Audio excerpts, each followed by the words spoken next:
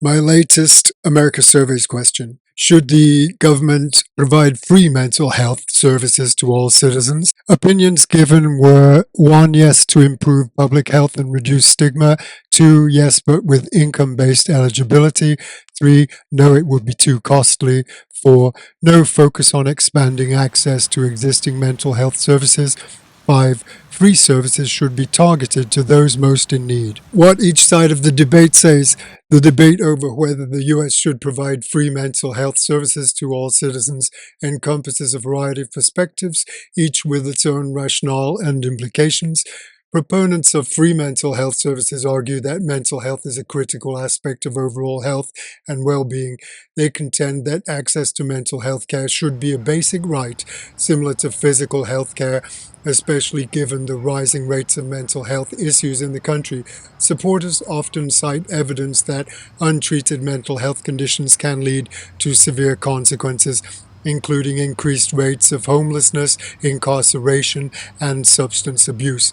They argue that investing in mental health services can alleviate these societal burdens and ultimately save money in healthcare costs by preventing more serious health issues. On the other hand, critics of free mental health services raise concerns about funding and resource allocation. They argue that providing free services could lead to increased government spending and may not be sustainable in the long term. Some believe that a government-run system could lead to inefficiencies and long wait times, potentially compromising the quality of care. Additionally, there are worries about the potential for overutilizing services, where individuals might seek care unnecessarily, further straining resources.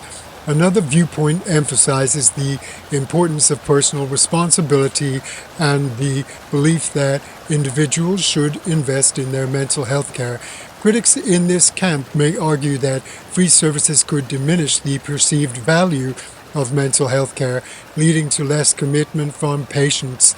Ultimately, the question of whether the US should provide free mental health services to all citizens is complex, with valid arguments on both sides regarding accessibility, funding, efficiency, and individual responsibility. Next, America surveys, should the US develop a national artificial intelligence strategy? First one, yes, to lead in global AI development. Second, yes, but with a focus on ethical guidelines. Third, no, it's too risky and could lead to misuse. Fourth, no, focus on private sector innovation. Fifth, national AI strategy should be developed in collaboration with other countries. What each side of the debate says, the question of whether the US should develop a national artificial intelligence AI strategy is a topic of considerable debate, with various perspectives shaping the discussion.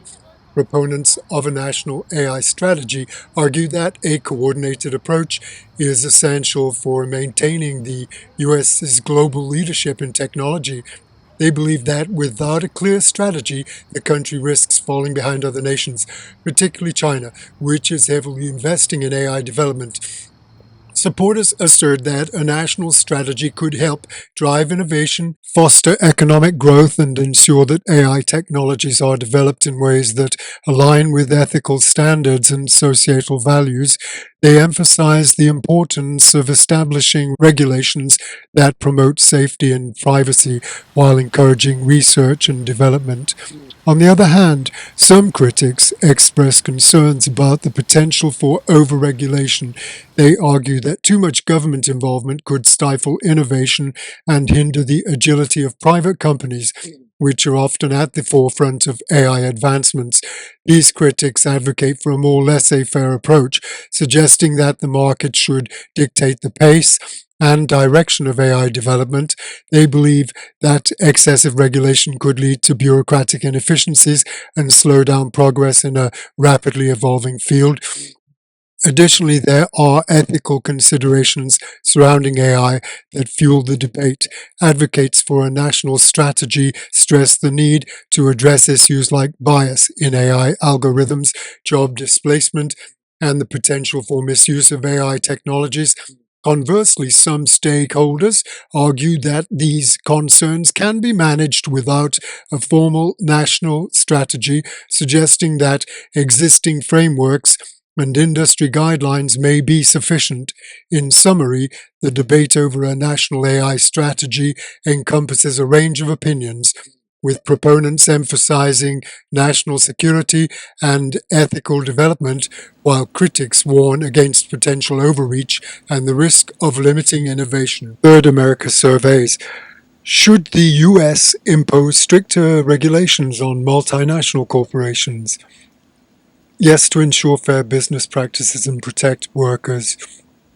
No, focus on enforcing existing regulations more effectively. Yes, but balance with incentives for corporate responsibility. Regulations should be targeted at specific practices. No, it would hinder economic growth and innovation. What each side of the debate says, the debate on whether the US should impose stricter regulations on multinational corporations is a complex issue with compelling arguments on both sides. Proponents of stricter regulations argue that multinational corporations often wield immense power, which can lead to unethical behavior and exploitation. They contend that these companies can prioritize profit over social responsibility, negatively impacting workers, communities, and the environment. For example, critics cite instances of labor exploitation in developing countries, environmental degradation, and tax avoidance strategies that undermine local economies. Stricter regulations, they argue, would ensure that corporations adhere to ethical standards, pay fair wages, and contribute to sustainable practices. On the other hand, opponents of increased regulation argue that multinational corporations are vital to economic growth and innovation. They assert that these companies create jobs, drive technological advancements, and enhance global trade. Imposing stricter regulations, they argue, could stifle creativity and competitiveness, driving businesses to relocate to countries with more favorable conditions. Additionally, some believe that existing regulations are sufficient and that the focus should instead be on encouraging voluntary compliance and corporate social responsibility initiatives. Furthermore, there are concerns about the potential consequences of increased regulations on consumers. Critics suggest that stricter rules could lead to higher prices for goods and services, as companies may pass on the costs of compliance to consumers. This could disproportionately affect low-income individuals and families. Ultimately, the debate reflects broader questions about the balance between corporate freedom and accountability, the role of government in the economy, and the responsibilities of businesses in a globalized world. Each side presents valid points, and finding a middle ground remains a significant challenge. Next, America's survey. Should the US require health warnings on processed meats similar to tobacco products? 41.9% yes to inform consumers and reduce consumption of unhealthy foods. 30% no, focus on public education about the risks of processed meats. 9.9% yes, but with flexibility for different products. 8.3% no, it would be too intrusive and unnecessary. 7.9% warnings should be encouraged but not mandated. 2% not sure. The debate over whether the US should require health warnings on processed meats similar to those on tobacco products revolves around public health, personal choice, and regulatory responsibilities. Proponents of health warnings argue that processed meats, such as bacon, sausages, and deli meats, have been linked to various health issues, including heart disease, diabetes, and certain cancers. Studies, including those from the World Health Organization, suggest that regular consumption of these products increases health risks.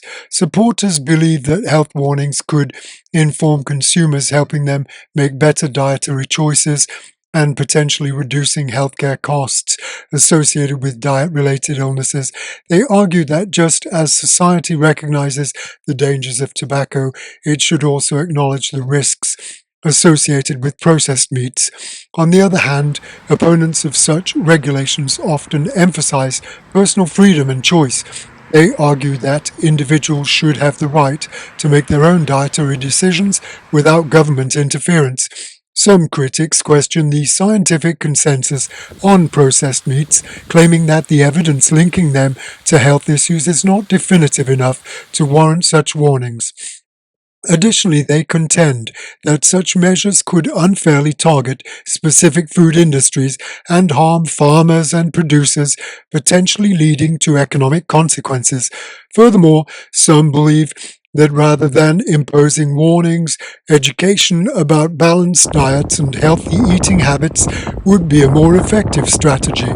This perspective emphasizes promoting a variety of food choices rather than singling out processed meats for negative attention.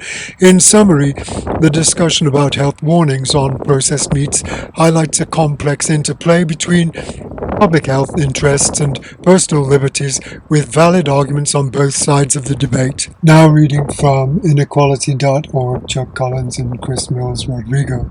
This week, two of the catastrophic fires that have torn across Los Angeles remain out of control as of this Wednesday morning. The Eaton and Palisades fires, the most destructive in Southern California history, have now claimed at least 25 lives and destroyed entire communities. Our thoughts are with our readers in the area. The California fires, like all disasters, have exposed our society's stark inequalities. The damage has not discriminated between rich and poor neighborhoods, but those rich neighborhoods have the means to rebuild. Those poor now face the prospect of post-destruction gentrification. The celebration of first responders, meanwhile, has overlooked how California continues to abuse prison labor. Over 1,000 incarcerated people have been fighting the deadly flames. They risk serious injury for less than $15 a day. At the same time, the fires have shown the power of community. Donations are flooding into families who've lost their homes, and robust mutual aid networks are helping those affected stay afloat. The task ahead to ensure that this ethos of communal care stays central once the fires flicker out and the rebuilding begins. Inequality by the numbers. Less than $1 per day, the savings the bottom 50% of U.S. families would get if Congress extends the 2017 Trump GOP tax law.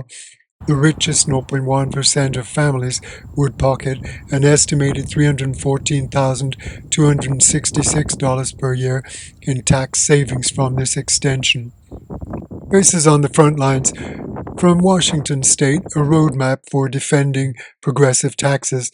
This week's frontline faces Eli Taylor Goss, the executive director of the Washington State Budget and Policy Center, a research and policy organization that works to advance economic justice, and Treasure Mackley, the executive director of Invest in Washington Now, an organization working to build support for progressive revenue and remake the state's tax code so it works for everyone.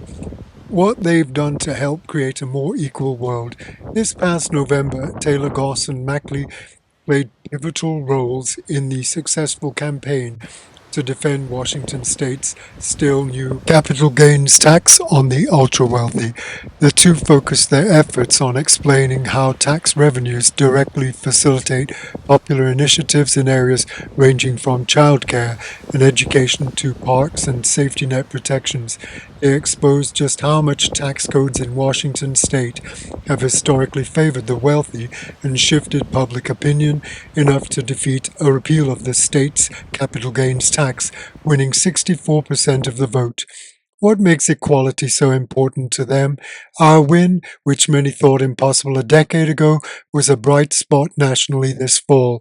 Taylor Goss and Mackley note, we still have a long way to go towards a just tax code, but we hope you take heart that it's possible to flip the script and build public support for progressive revenue. We hope your state is next in making that happen.